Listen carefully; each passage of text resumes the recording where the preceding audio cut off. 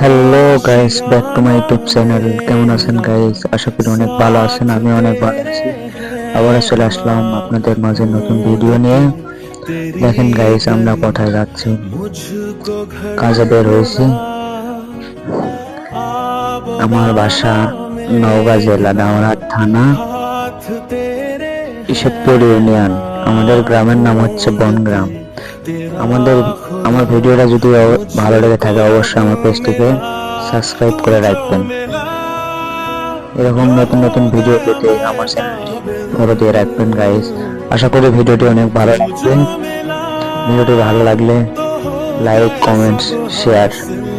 আমার চ্যানেলটিকে যারা সাবস্ক্রাইব করেছে তাদেরকে অনেক ধন্যবাদ জানাই। নেক্সট কোনো ভিডিও।